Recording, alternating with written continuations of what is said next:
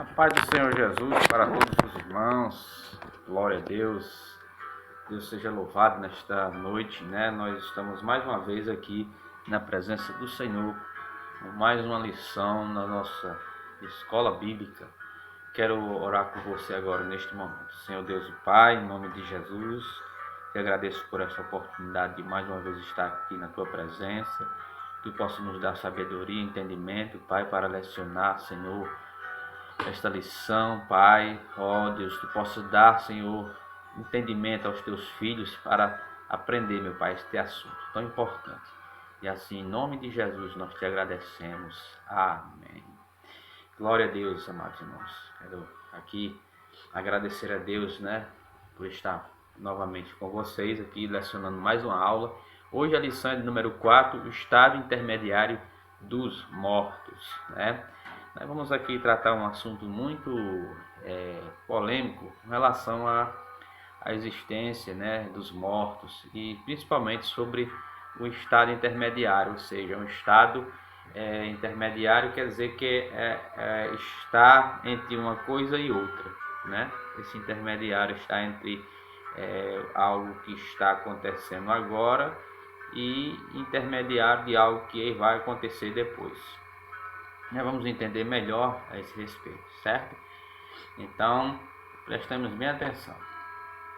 A temática em foco diz assim: o tema do estado intermediário dos mortos tem chamado a atenção de muitos cristãos, geralmente por duas razões. A primeira refere-se ao anseio por saber qual é o destino imediato quando morremos, né? A segunda é a busca do conforto de saber que nossos entes queridos e amigos que já faleceram estão em um lugar maravilhoso. Então, irmãos, muitos se perguntam, né, qual é o destino de quando morremos, né?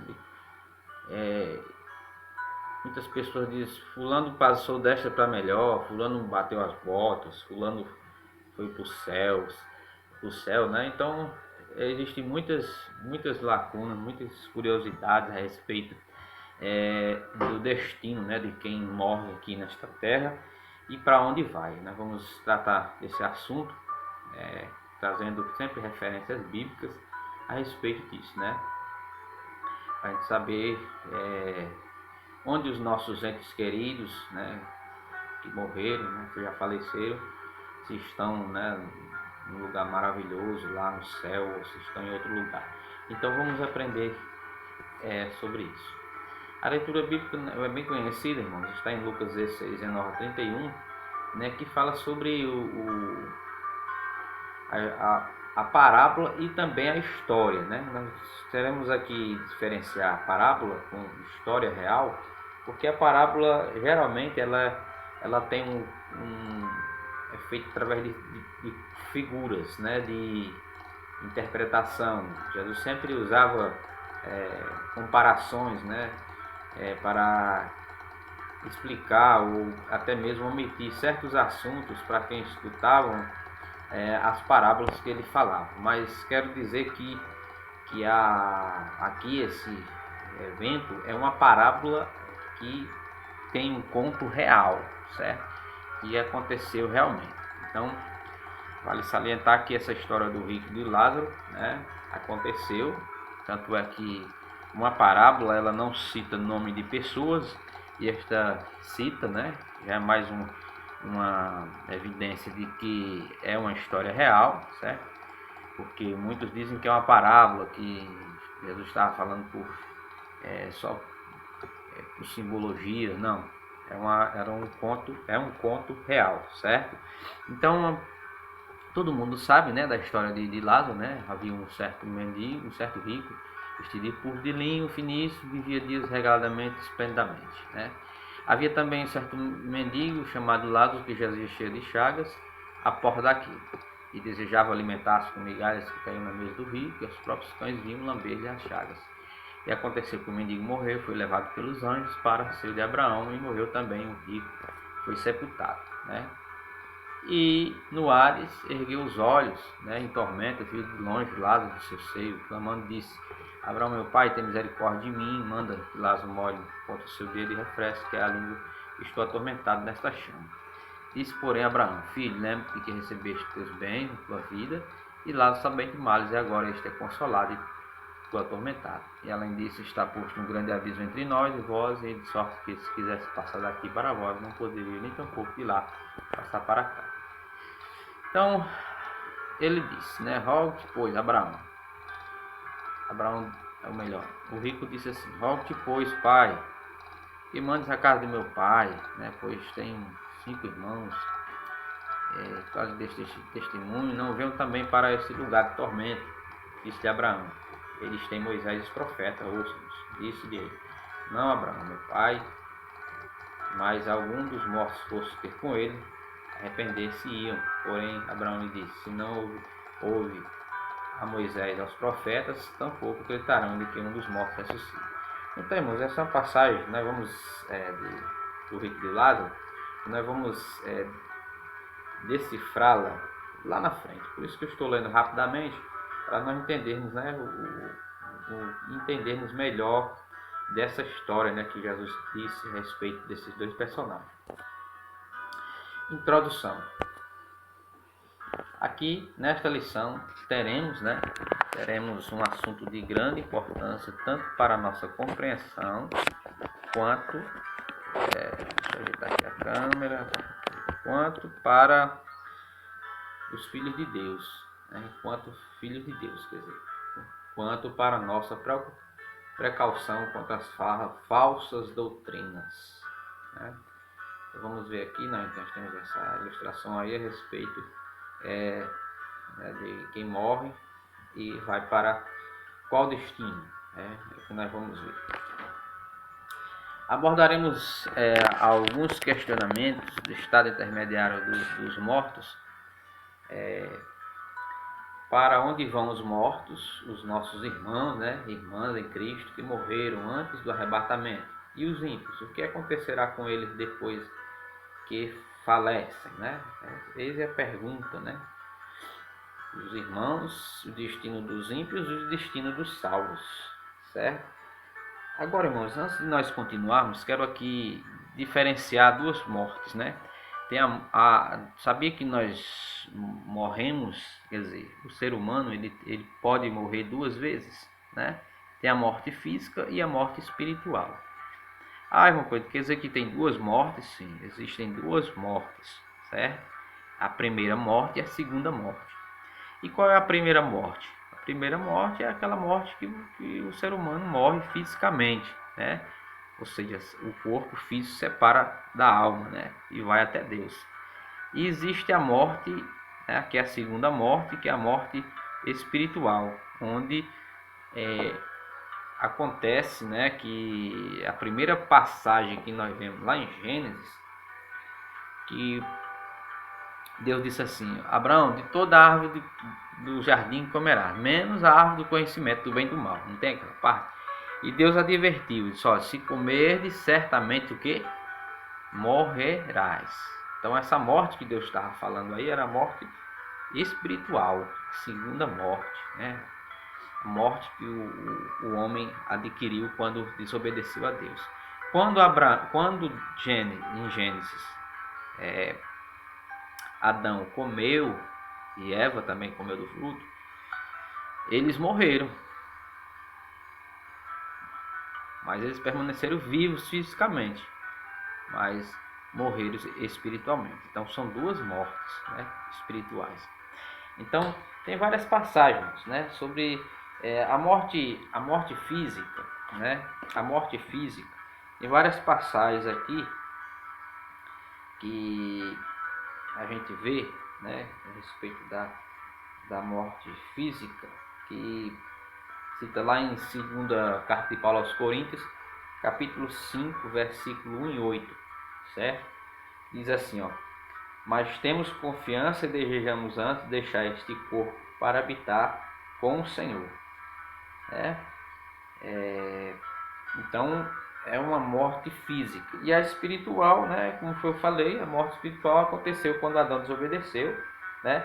Tem outra passagem lá de Efésios 2 e 1, Efésios 2:1, que fala assim, Efésios capítulo 2, versículo 1, diz assim: E vos vivificou, estando vós mortos em ofensas e pecados. Né? Nós estávamos mortos em ofensas e pecados. Qual outra passagem? Nós vemos assim que fala sobre que o ímpio está morto espiritualmente. Está, por exemplo, lá na carta de 1 João 3:14. Se vocês quiserem pausar o vídeo e conferir, porque eu estou lendo logo para não deixar o vídeo muito extenso. Diz lá em 1 João 3:14. Se você quiser pausar o vídeo, você pausa para procurar. Que diz assim: Nós sabemos que passamos da morte para a vida, porque amamos os irmãos. Quem não ama o seu irmão permanece na morte, né? Fala da morte espiritual, certo? E várias outras passagens, né?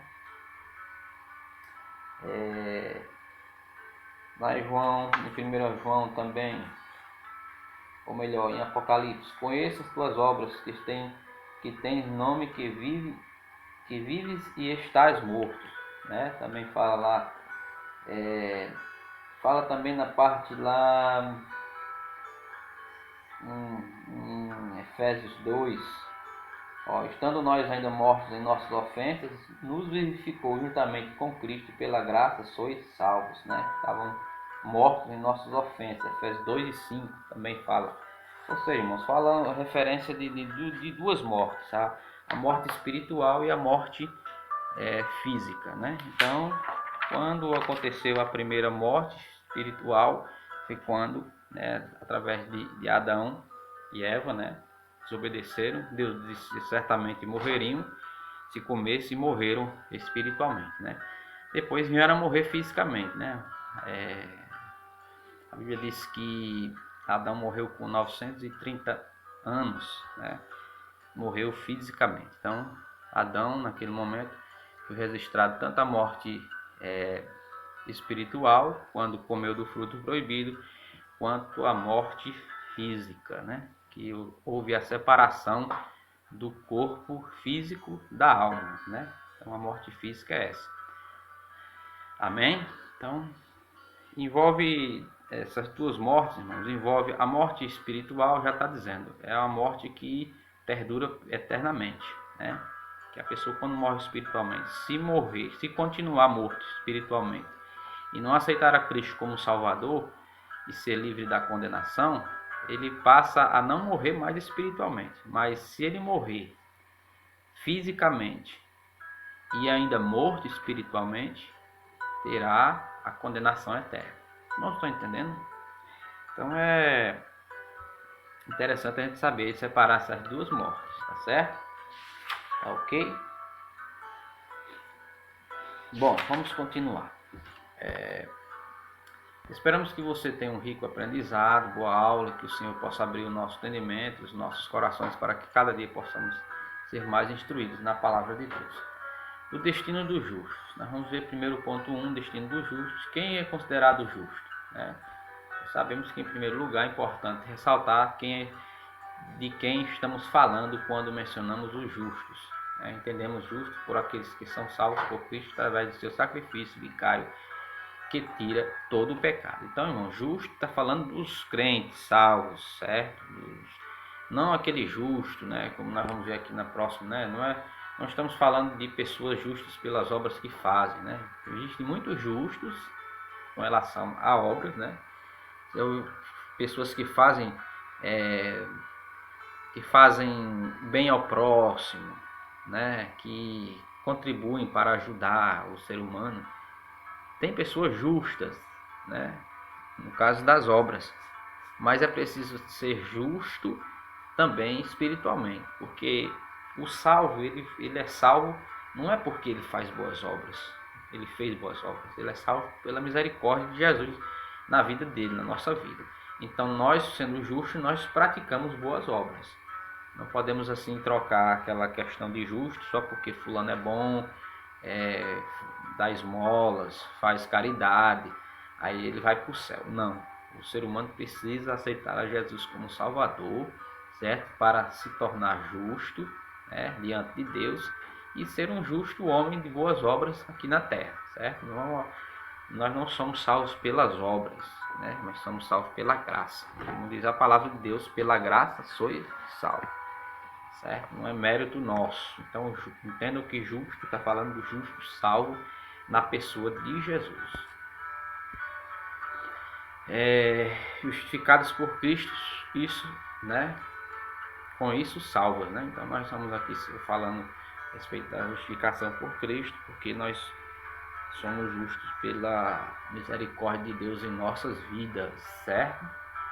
O seio de Abraão, vamos entender o que é o seio de Abraão. Mas antes de tudo, o seio de Abraão, que fala lá da passagem aquela de Lázaro, do rico e Lázaro, né? Fala do seio de Abraão. Nós vamos entender o que é realmente o seio de Abraão, certo? O significado de seio de Abraão.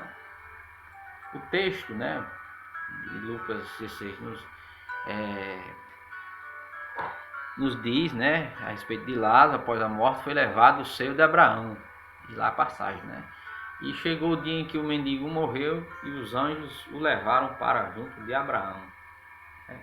Então houve aí dois destinos, né? Um para o seio de Abraão e o outro para o Hades, né? Mas vamos ver primeiro o destino de Lázaro, né? Chegou o dia que o mendigo morreu, os anjos levaram para junto de Abraão, né? Lá em Lucas 16, 22. Então, essa expressão indica que está junto daqueles que foram salvos, né? Essa é uma expressão que indica que ele foi para lá, para o seio de Abraão, né? Ou seja, o seio de Abraão, a palavra seio significa ao lado, né? Ele foi para o lado de Abraão. Por quê? Porque o nome de Abraão é citado. Porque Abraão, irmãos, foi considerado o nosso pai na fé, né? Foi o nosso patriarca, dizendo assim, que iniciou através, quando Deus se revelou à humanidade, através dele veio a nação de Israel, né?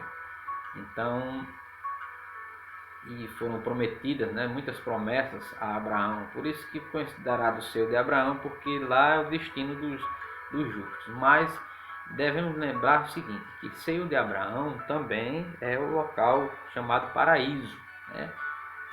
Por que paraíso? Porque é o mesmo citado lá quando Jesus estava pregado lá entre os malfeitores. Ele disse a um dos malfeitores, disse assim que o malfeitor falou: Pai, lembra-te de mim quando entrares no teu reino.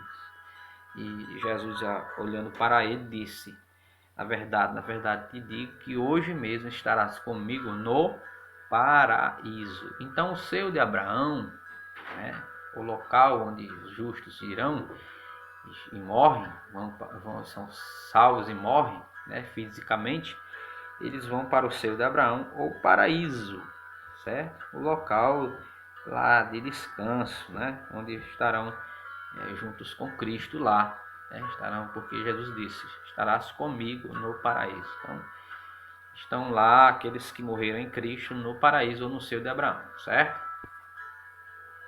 O texto ainda afirma que Lázaro estava recostado no seio de Abraão e viu de longe Abraão e Lázaro no seu seio, né? Isto aponta uma comunhão. Eu falei, o seio, né, o local, o lado da pessoa, né, onde havia um costume também dos judeus de se deitarem junto, né, do seio, aqueles que amavam a família, o filho junto do pai, né, ficavam deitados no seio, ao lado, né, encostado a cabeça, significando comunhão, certo? Então o seio de Abraão significa isso, uma comunhão que o céu tem quando morre em Cristo e vai para o lugar de descanso. Também se chama lugar de paraíso, como eu falei, né? A Bíblia também, né, chama este lugar de paraíso. Jesus respondeu: ao que pois estarás comigo, né? Que eu lhe garanto, né? Jesus disse: hoje estarás comigo no paraíso. A passagem lá em que estava entre os malfeitores.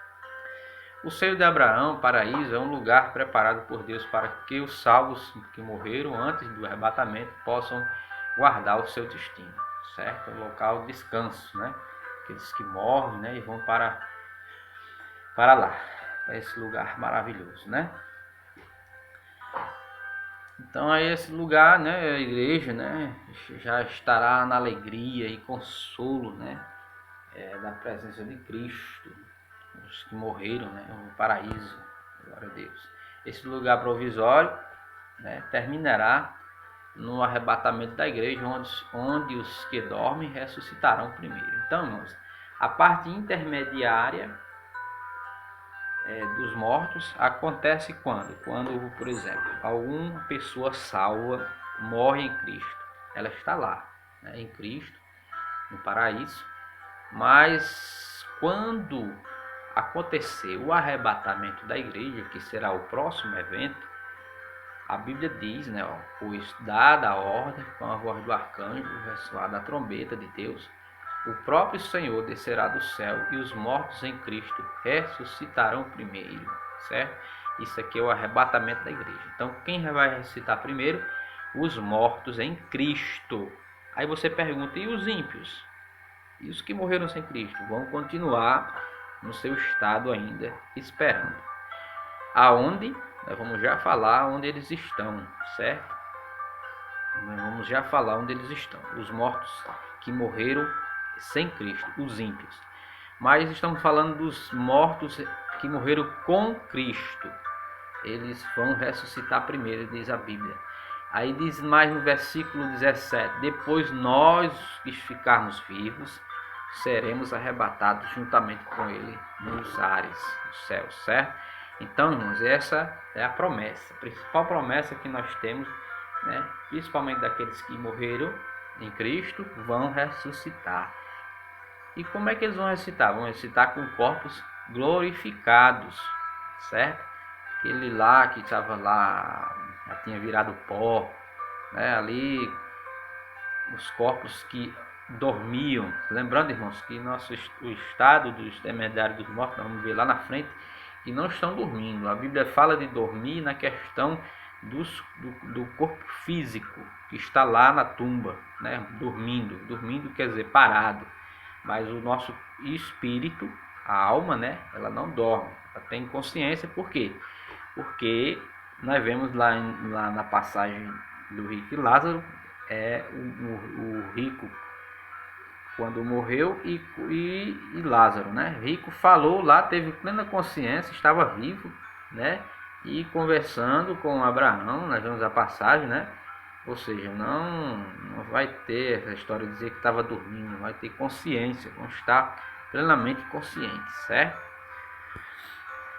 O estado dos justos, 1.3.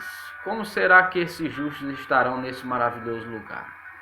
A Bíblia diz que os salvos estarão em descanso e conscientes do seu estado, como eu falei, né? Ó, quando ele abriu, vamos ler no Apocalipse 6, 9 e 10, diz assim, ó, quando ele abriu o quinto selo, vi debaixo do altar as almas daqueles que haviam sido mortos por causa da palavra e do testemunho que deram. Eles clamavam em alta voz: até quando, ó soberano, santo e verdadeiro, esperarás para julgar os habitantes da terra e vingar nosso sangue? A Bíblia fala lá, claramente também, outra passagem que fala claramente, né, que quando morrem, não fica dormindo. Tanto é que aqueles, né, fala que as almas daqueles que haviam sido mortos, aonde? Na grande tribulação. Essa passagem aqui foi a fala dos mortos que foram mortos na grande tribulação, e disse que eles o que?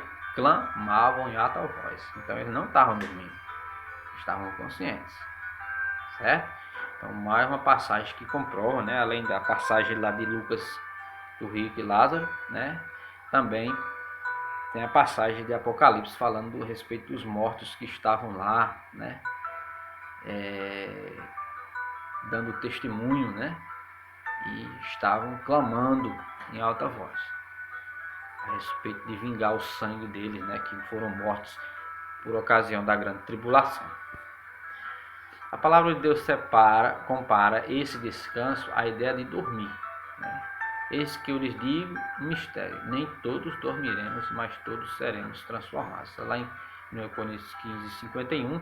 Então, irmãos, fala a questão de dormir é o corpo. ou seja, o corpo fica inerte, né? Parado.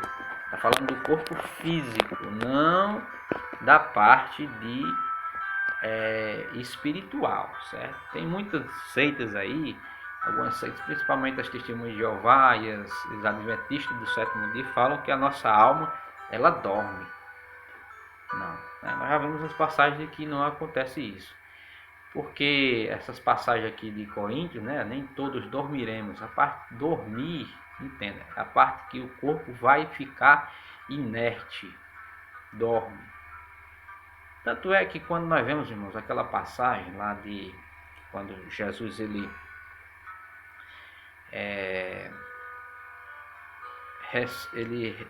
morre na cruz, tem aquela passagem quando Jesus morre na cruz, ele diz a Bíblia que muitos corpos, olha só, o que foi que aconteceu quando Jesus morreu na cruz? Diz a Bíblia que muitos corpos que dormiam ressuscitaram. Muitos corpos que dormiam, estava falando dos corpos que dormiam ressuscitaram, certo? Eu não tenho aqui a passagem, mas vocês procuram lá, quando é bem fácil de encontrar, né? Lá nos evangelhos, quando Jesus ele morreu, a Bíblia fala que os corpos que dormiam, muitos corpos que dormiam ressuscitaram, né? Então fala de dormir do corpo físico que fica parado, inerte, certo? Também já estaremos apreciando a presença de Cristo, né? E dos que já estiveram lá. Estou pressionado dos dois lados, desejo partir e estar com Cristo, o que é muito melhor, né? Então Paulo estava ali, né? Estava ansioso, né, de partir e estar com Cristo, ou seja, estava ansioso de estar lá com Cristo, né? Não querer dormir, mas ele estava ansioso em estar com Cristo para gozar, né, dessa maravilhosa presença, né, de estar com Cristo ali, né, no paraíso, né, quando os salvos eles assim morrem, né? A Bíblia também assegura que neste período estaremos sendo aperfeiçoados no conhecimento de Cristo, certo? Então, nesse período, irmãos, nosso corpo, além de ser transformado, nosso corpo, além de ser um corpo, vai ser um corpo que será diferenciado, não na questão de continuar mortal, não, mas vai ser um corpo imortal, um corpo glorificado. Mas aqui, irmãos, enquanto isso, no estado intermediário, né, o que difere este estado e o estado final é que não teremos o corpo glorificado, seremos almas desencarnadas à espera da ressurreição. Ou seja, está falando, irmãos, de que o estado agora, certo? Nós estamos no caso falando a questão de os que morreram em Cristo estão lá no paraíso. Eles ainda não têm o corpo glorificado. Entendo, certo? O corpo, a alma está lá no paraíso, descansando com Cristo, certo? Só será glorificado o corpo quando acontecer o quê? O arrebatamento da igreja.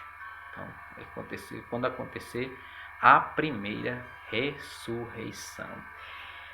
E, irmão Pedro, tem a primeira, tem primeira, tem, e tem segunda também, certo? Se tem primeira, tem segunda ressurreição. Então, a primeira ressurreição vai ser quando o Cristo vir arrebatar a igreja e os mortos em Cristo ressuscitarão primeiro, certo? E a segunda ressurreição vai ser quando? A segunda ressurreição, amados, vai acontecer, como diz lá em Daniel, né, que por ocasião do juízo final, diz a Bíblia que uns ressuscitarão para a vida eterna, que é a primeira ressurreição, outros para a vergonha e desprezo eterno, que será o que? A segunda ressurreição, certo? Que é o estado intermediário dos mortos ímpios. Quem vai participar da primeira ressurreição? Os salvos. E da segunda ressurreição?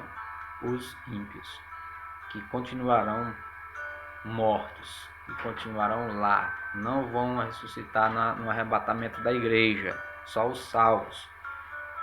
E isso acontecerá, a ressurreição dos mortos ímpios vai ser quando? Como eu falei, quando ressuscitarem para o juízo final. Aí é a segunda ressurreição. Entenderam? Então, nós aqui, o estado, nós estamos ainda em estado, ou melhor, os mortos, né, que estão em Cristo, estão no estado ainda desencarnado, ou seja, esperando a ressurreição. Não estaremos na Nova Jerusalém, que será inaugurada no fim dos tempos, certo? Tem muitas seitas também que dizem que logo quando morre vai logo para a Nova Jerusalém. Não, certo? Estaremos esperando isso. Só acontecerá no final, depois do juízo. Depois do juízo final aqui vai acontecer. Nós irmos para a Nova Jerusalém. Isso é um outro assunto. O estado dos ímpios. Agora vamos ver a questão dos ímpios, né? O ponto 2. Aí aqui nós vemos essa ilustração. Quem é considerado ímpio? Né? Fez a pergunta. Eu já dei uma pincelada, né, anteriormente a respeito dos ímpios, mas nós vamos agora falar realmente. Os ímpios são aqueles que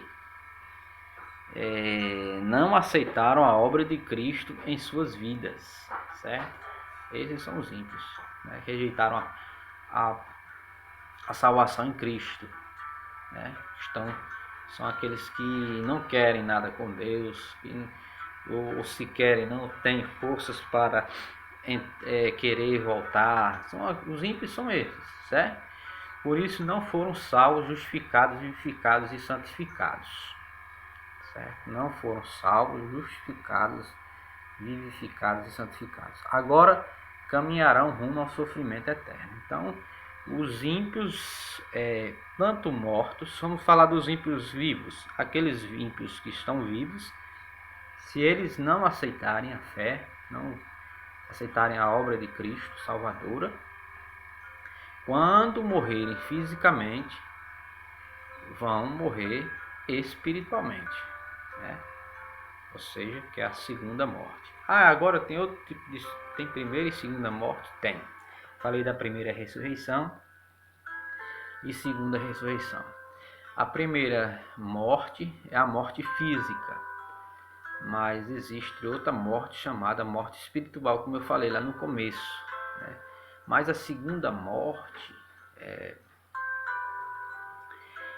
envolve também, irmãos, além da morte espiritual que nós herdamos de Adão, né, que Adão morreu quando comeu espiritualmente, existe a morte também quando acontecerá de todos aqueles que não tiveram oportunidade, ou que não quiseram Deus na vida, aceitar a Cristo na sua vida, eles serão lançados no lago de fogo, certo?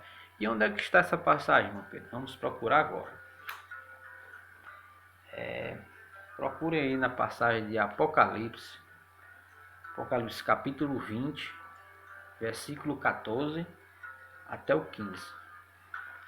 Certo? Quero que você abra nessa passagem, Apocalipse capítulo 20, versículo 14 e o 15. Certo? Esperar que vocês abram para a gente acompanhar direitinho a respeito dessa passagem que fala sobre a segunda morte, né? Amém? Abriram? Diz assim, ó. Apocalipse capítulo 20, versículo 14 e o 15, diz assim: E a morte e o inferno foram lançados no lago de fogo, certo? A morte e o inferno, certo? Foram lançados no lago de fogo. Essa é a segunda morte, tá vendo? Essa é a segunda morte. E aquele que não foi achado escrito no livro da vida foi lançado no lago de fogo. Então a segunda morte acontecerá também, né, quando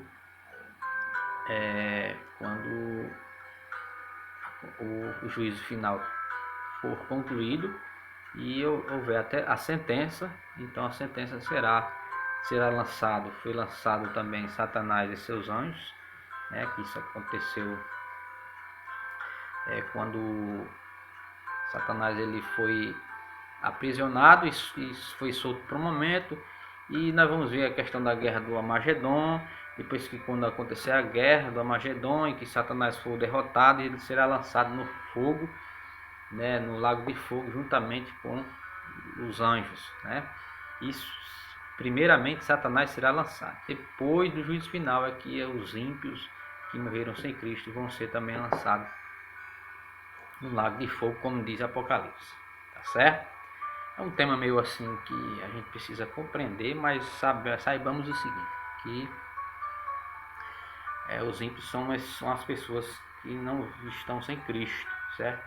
Não devemos concluir que essas pessoas são necessariamente ruins, mas sem Deus, pois todos pecamos e estamos longe de Deus, pois todos pecaram e destituídos da glória de Deus. Romanos 3:23. Então, pessoas, às vezes, irmãos, que são pessoas boas, né, que têm boas intenções, têm no seu coração a bondade, mas que não quiseram, né, não aceitaram Cristo como Salvador, certo?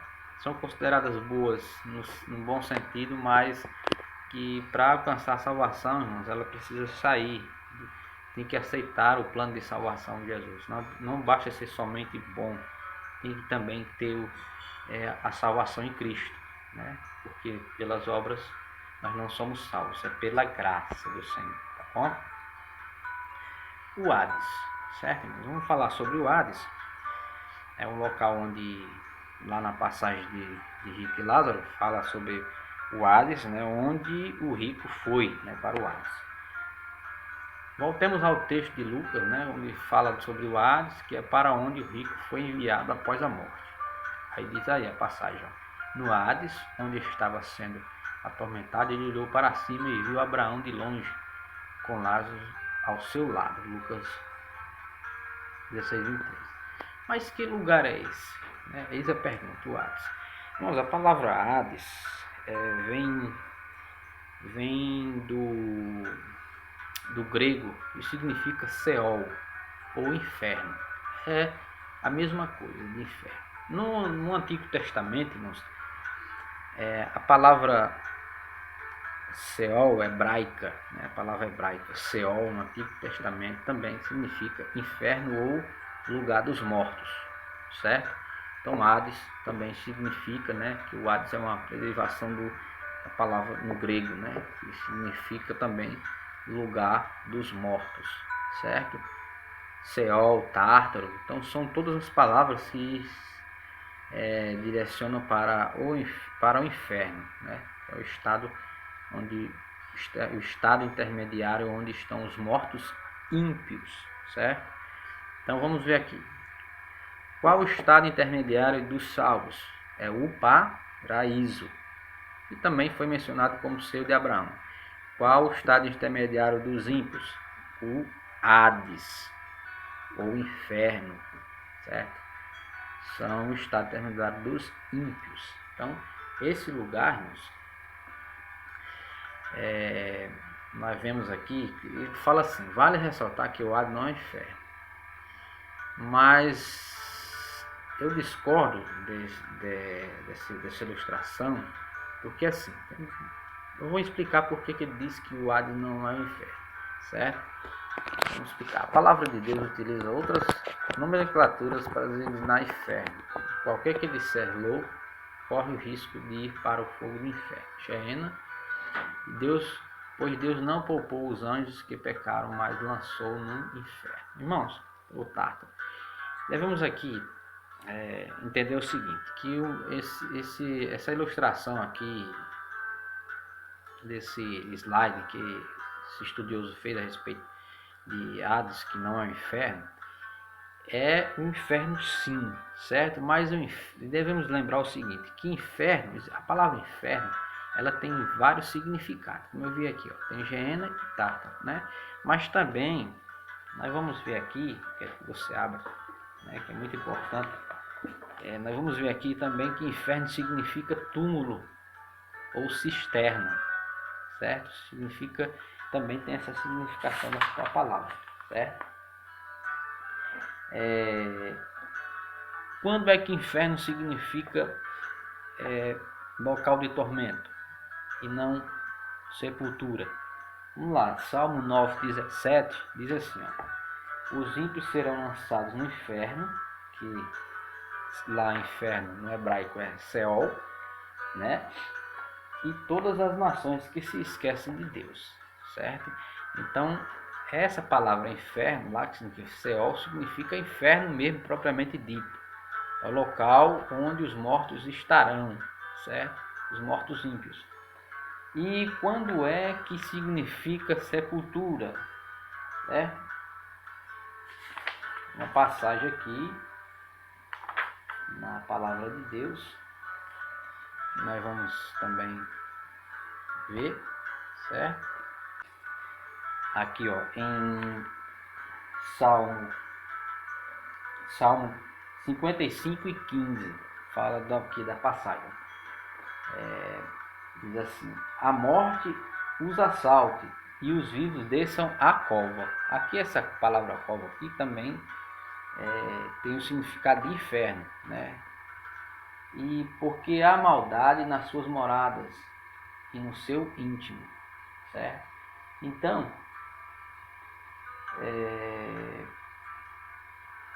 tem outra passagem aqui, ó, de Salmo 88, 3-4. Diz assim, ó: porque a minha alma está cheia de angústias e a minha vida se aproxima da sepultura. Tem passagem da Bíblia que significa se aproxima do inferno. Mas essa palavra aqui no hebraico tem um significado de sepultura, certo? Existem Bíblias que é inferno. Por isso que as testemunhas de Jeová, eles trocam muito essa palavra. Eles dizem que não existe inferno como local de tormento das almas que morrem sem Deus, porque significa sepultura. Mas não. Existem inferno tem significação tanto de sepultura, cisterna ou cova, como também o estado em que os mortos estão em sofrimento. Qual é a passagem? Tem aquela passagem lá que Jesus disse assim, que se o teu olho esquerdo te escandalizar, arranca e lança fora, porque é melhor ir para o céu, né, com um olho do que com os dois ir para o inferno. Então o inferno ali não é inferno cova, é inferno mesmo, local de tormento, né? E tem essas duas passagens aí, ó, né? Está em Mateus 5:22, ó: e qualquer que disser louco, corre o risco de ir para o fogo do inferno, que é o significado de Geena, que é o local dos mortos, certo? Não é sepultura aí. Pois Deus não poupou os anjos que pecaram, mas lançou no inferno. Está lá em 2 Pedro 2:4, que também significa local intermediário, né, de sofrimento. Então, irmãos, tanto é que inferno não é só sepultura, porque já pensou, os anjos, né? Fala dos anjos, nessa passagem de Pedro aí, fala que lançou, né? Os anjos que pecaram lançou no inferno. Então, os anjos vão para a sepultura, vão para a cova? Não, porque os anjos são seres espirituais. Então isso mostra que existem duas significações de inferno, certo? Então, o que ele disse aqui, vale ressaltar que o Hades não é inferno, está falando de inferno cova, entendeu? Sepultura. O Hades é um inferno, local de tormento, certo? Então Hades é o inferno, certo? Local, quando se refere a local de tormento daqueles que morreram sem Cristo, tá bom? Assim como o selo de Abraão, né? O Hades tem um caráter provisório, é um lugar de sofrimento. O Hades é um lugar intermediário, né? Que só vai acontecer quando aqueles que estiverem lá no inferno, no Hades, né? Eles só vão ressuscitar quando, como eu falei, quando acontecer o juízo final, né? Quando começar o juízo final. Lá nos últimos acontecimentos. No Hades, onde estava sendo atormentado, ele olhou para cima e viu Abraão de longe, com Lázaro ao seu lado. Lucas 16 e 23, né? Aí nós vemos essa ilustração, né? Deles, né? Abraão com Lázaro e o rico clamando para que ele fosse, né? Porque estava no lugar de tormento, certo? Esse ambiente temporário deixará de existir no juízo final, como eu falei, né? Os ambientes temporários, né? Tanto dos ímpios como dos salvos, vão deixar de existir, né? No juízo final. Então, os que estão no Hades ressuscitarão e serão apresentados diante do trono branco de Deus para receberem a sua punição, né? Então, os que estiverem no inferno, no Hades, eles vão ressuscitar, mas é para vergonha e desprezo eterno. Diz assim: o mar entregou os mortos que nele havia, e a morte e o Hades entregaram os mortos que nele haviam. Apocalipse 20, verso 3. Vale salientar, irmãos, que até o inferno ou o Hades vai ser lançado no lago de fogo, certo? Foi como eu falei lá em Apocalipse, né? Tinha aquela passagem que nós lemos lá, né, no Apocalipse, que a morte e o inferno seriam lançados no lago de fogo, lá em Apocalipse 20, 14 e 15, né, que vocês leram. Lá também, quando acontecer a condenação, a morte e o inferno, né, também será lançado no lago de fogo, até o inferno. O estado dos ímpios, né? E qual é o estado em que os ímpios estão, né?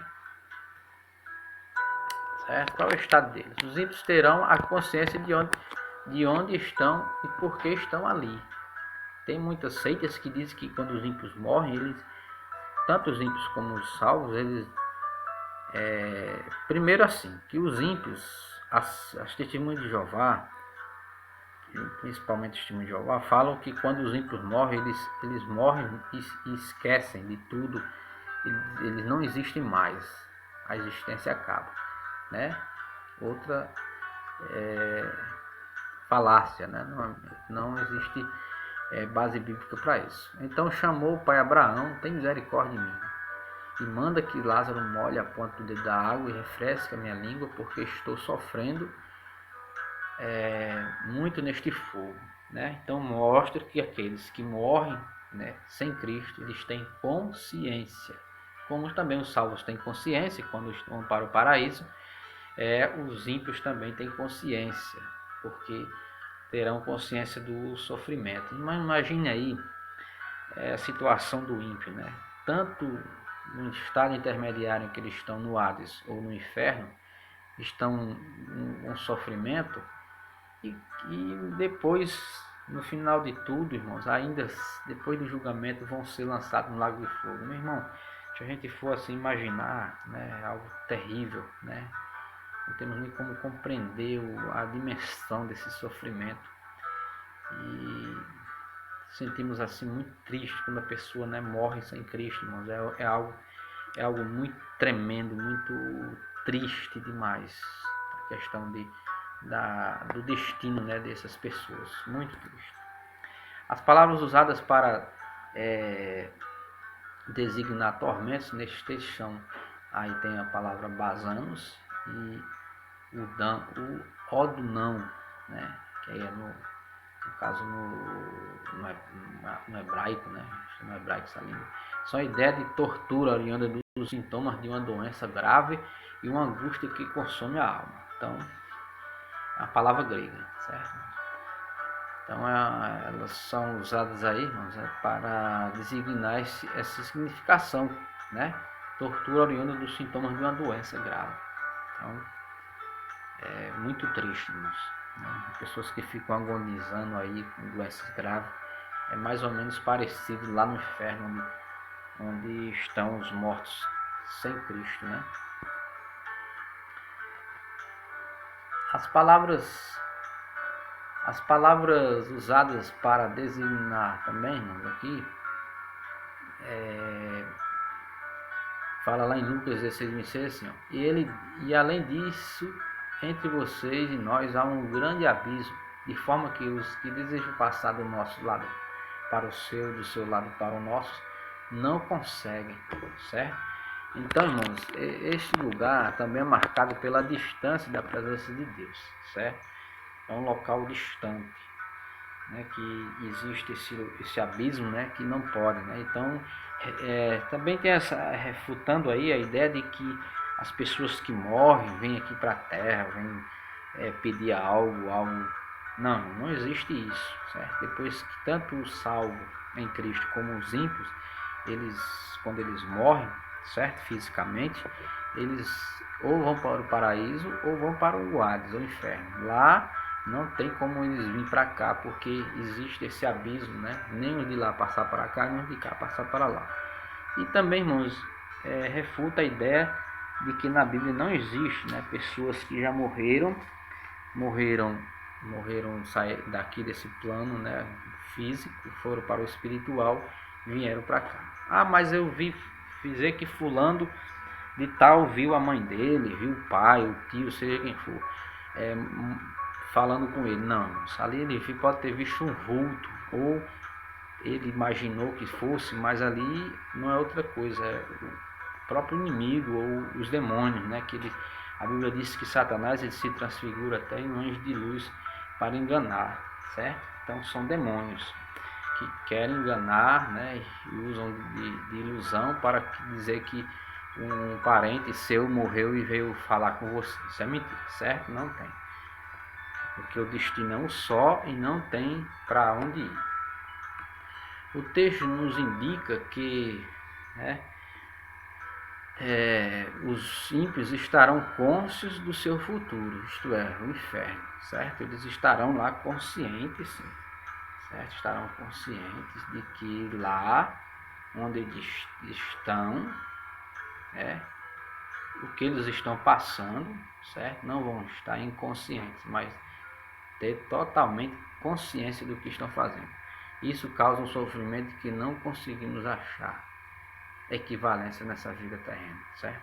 Ou seja, como eu falei, é um sofrimento que nós não mensuramos o quanto é doloroso isso. Posições divergentes. Vamos ver aqui algumas posições. O sono da alma, né? Falei também sobre o sono da alma. Existem interpretações diferentes a respeito do estado intermediário dos mortos. Uma delas é denominado sono da alma, né? Alguns defensores dizem que os mortos ficam uma espécie de sono inconsciente da alma, ou seja, repousando tanto a dos justos quanto dos ímpios até o dia do juízo final, certo? Já falamos sobre isso, que não existe, né? Eles têm plena consciência, tanto os ímpios como os salvos, não existe sono. Quando fala de sono, dormir, fala do corpo físico, no túmulo, certo? O corpo inerte. Eu já expliquei isso. Neste caso, a maioria das pessoas que defendem essa ideia acreditam que o ser humano não tem uma alma, mas ele é uma alma, né? Aí tem essa pergunta: você possui uma alma ou você é uma alma, né? Porém, quando analisamos os textos bíblicos referentes ao tema, notamos que temos várias citações de almas desencarnadas, certo?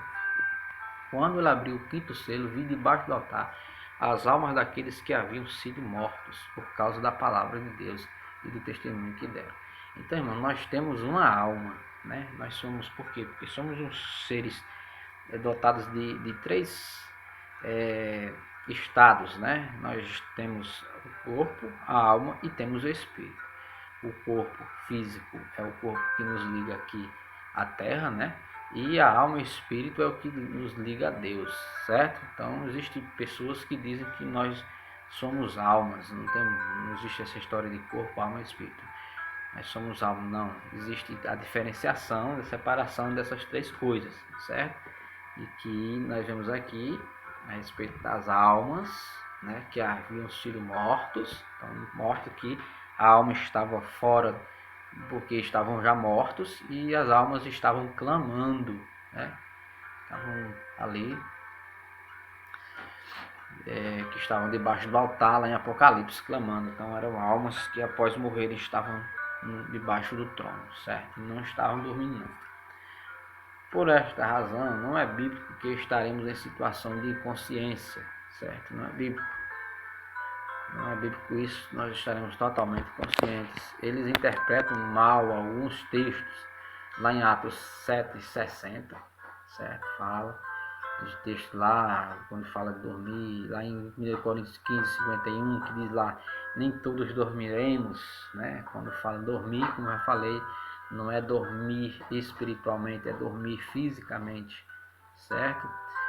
1 Tessalonicenses 4,16, 4,13, melhor dizendo, que comparam a morte com o dormir, certo? Então, ali o corpo mesmo físico está dormindo, está parado, certo? Mas um dia seremos arrebatados, ou se nós estivermos mortos nesse tempo, estivermos no paraíso, né, nós ressuscitaremos em Cristo, em nome de Jesus, glória a Deus. A aniquilação da alma. Este tema será abordado em detalhe na lição número 12. No entanto, vale apresentar aqui este ponto de vista, né? Os principais defensores são as testemunhas de Jeová, certo, irmãos? Com relação à aniquilação da alma, ou seja, que diz que a alma, quando o ímpio morre, é aniquilado, certo? Então, como eu falei, eles defendem isso, né? Não, os ímpios estão lá no estado intermediário e vão esperar pelo julgamento. Eles acreditam na aniquilação, né, dos ímpios após a morte e o sono da alma dos salvos, certo? Neste caso, quando Jesus voltar, vai ressuscitar os salvos, mas os não salvos continuam mortos, ou seja, deixarão de existir. Isso é uma falácia, falso ensinamento das testemunhas de Jeová a respeito disso, certo? Nós já vimos aqui que não tem nenhuma base bíblica para isso. O purgatório. Vamos falar também sobre o purgatório. Já estamos usando, mas vamos salientar aqui. O purgatório, né, uma outra doutrina divergente é a do purgatório. Ela diz que após a morte, as pessoas que não estão totalmente purificadas passam por estado de purgação particular, certo? Então, nós vemos aqui que é uma doutrina criada pela Igreja Católica sobre o purgatório. Após um tempo no purgatório, estarão prontos para entrar no céu. Então, irmãos, isso aí é algo que foi criado, né? Isso baseado no livro lá, dos livros apócrifos, certo? Desse ensino, colocaram como ensino do catecismo e também da doutrina do catolicismo romano a respeito do purgatório, que não tem nenhuma base bíblica, certo? Esta ideia é defendida especialmente pela Igreja Católica Romana, que acredita que por meio das orações de boas obras dos fiéis e pela determinação do Papa, o tempo do purgatório pode ser diminuído. Olha só, que coisa, né? Se o Papa, às vezes, pessoa que morreu, se o Papa determinar, né, e assinar algo, dizer assim, olha, eu determino que o tempo de purgação de alma de fulano de tal vai ser diminuído. E é determinado pelo Papa. Não existe nenhuma base bíblica, né? Nós sabemos que isso são ensinamentos de homens, né? Que é baseado nessa parte aqui de Macabeus. Se baseiam pelo texto apócrifo e segundo Macabeus, capítulo 12, né? Capítulo 12 e versículos 43 ao 46. Então, depois vocês vão ler, né? Pode pausar o vídeo, né? Vocês pausam o vídeo aí, leiam essa passagem que fala sobre o ensinamento que eles trazem a respeito dos mortos, certo? Mas isso não tem base bíblica, certo? Então leiam, pausem o vídeo e leiam essa passagem, onde eles trazem e baseiam-se nesse texto. Quem defende a ideia do purgatório para a purificação dos pecados cometidos minimiza os efeitos do sacrifício de Cristo. Realmente, se há purgatório, para que Jesus morreu na cruz, né? Essa pergunta. Porque aí não tem sentido a pessoa que morre, né, sem Cristo, morreu, fez algo de errado, tendo a oportunidade depois que morre, é purgado, as pessoas rezam por ele, né? E a morte de Jesus vai valer de quê? Nada, né? Pregar que é necessário algo a mais do que Cristo para a remissão dos pecados é completamente antibíblico, né? Mas não tem algo mais, certo? Jesus é a nossa porção maior, é o sacrifício final e único, né? E completo, certo? para a nossa salvação. Não tem história de purgatório, não. Cremos que o sacrifício perfeito de Cristo na cruz é completamente suficiente para tirar o pecado de nossas vidas. No dia seguinte, João viu Jesus aproximando-se e disse: vejam que o Cordeiro de Deus que tira o pecado do mundo. Né? Aí em João 1,29. Né? Então, ele é o nosso Cordeiro que tira o pecado do mundo. Certo? Então, nós concluímos aqui, irmãos, esta aula, dizendo assim: nesta lição, vimos que qual é o destino temporário dos que morrem? Os justos estarão no paraíso, desfrutando da presença maravilhosa de Cristo e descansando à espera da ressurreição final. Já os ímpios amargarão no Hades, sofrendo previamente os tormentos, no Hades ou no inferno, aguardando o juízo final para receberem a sentença do castigo eterno. Devemos nos manter firmes nos caminhos do Senhor para que, se morrermos, possamos estar com Cristo.